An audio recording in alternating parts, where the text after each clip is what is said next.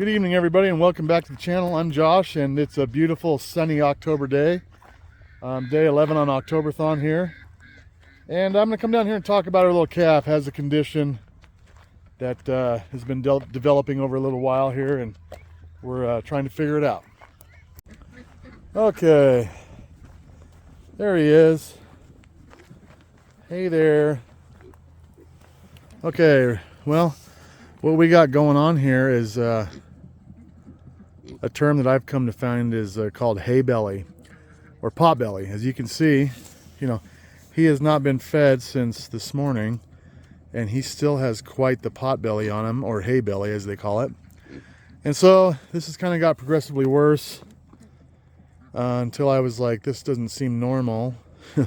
I thought, man, is he eating manure all day long, or what's he doing? But so I looked it up, and I also started noticing the other day his hair is not as shiny, getting kind of dingy.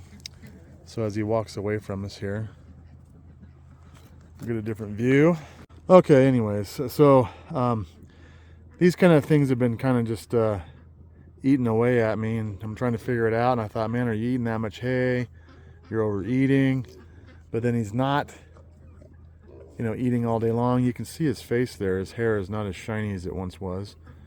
So I started researching about it. And of course I had found on the internet people talking about hay belly or grass belly or pot belly, which they call, where it appears to be full and it's not bloat. And the reason it's not bloat is because it is on both sides of his belly, not just the left side. So what we have here is hay belly. And apparently it's pretty common in a lot of bottle-fed calves who had, free access to hay all the time, among some other, things which I'm not, up to date on all the things that cause it, but I think that might have been a cause for ours. So what happened apparently is the rumen didn't develop properly with all the microbial things in there that it needs. It's just not getting the nutrition it needs, and so forth, digest and all that. And so the other thing it could be is a worm infestation or a parasite. And it can take some time apparently to reverse it. So what we're going to do for this poor little guy is we're going to supplement him, because he's lacking in nutrition is what one of the things is. So we're going to supplement him some stuff, get him some good protein. Protein seems to be, from what I read, the most common thing they're lacking during this kind of situation. Let me skip back over the side of the fence here.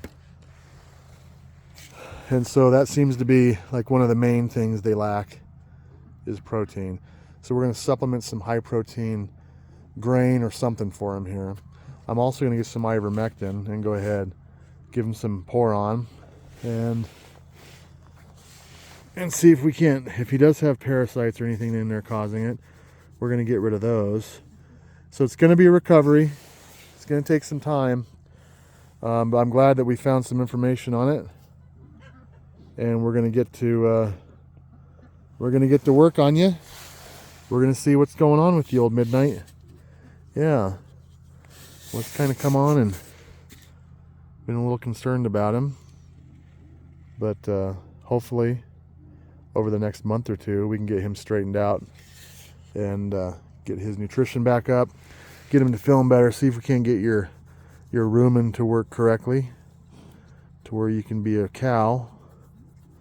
And we'll try to do that. So let's go get him some, we'll go get him something to feed him here. There he comes. Boy, you're ready for it. I haven't even got you the pan yet. Hold on a second, I'll be back. Okay, let's see. Uh-oh, Ivy's gonna come steal it. This is not for you. Not for you, Ivy. No, I'll get you something else. Okay, come on, Ivy. Come on. I got you some goodies. Okay, here's your little, here's your pen. Okay, let's see if I can get this accomplished without Ivy coming and taking it. There you go. So there's some high protein calf manna, I believe. Eat it up, guy.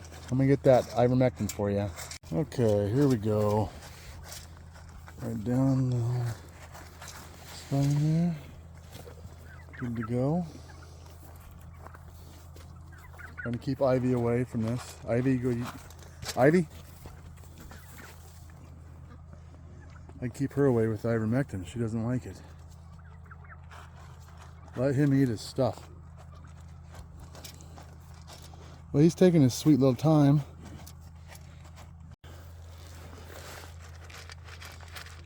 Well, he sure is a slow eater when it comes to this stuff.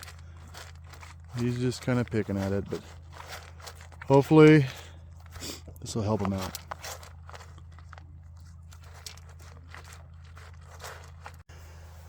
All the good news is that Ivy has accepted the little calf as far as part of the herd, I'll say, and she allows him to eat off the same pile of hay that she does, which is kind of neat. So he's not so ostracized away from her, and hopefully by the time the other ones come back from pasture, he'll be fixed up and everybody can intermingle, and it'll be a nicer dynamic. But we'll see what happens. As of right now, they're getting along pretty good, and hopefully we can get him straightened out. Now, this is the first time that this has actually happened to one of our calves, so this is the first time I'm becoming aware of the situation.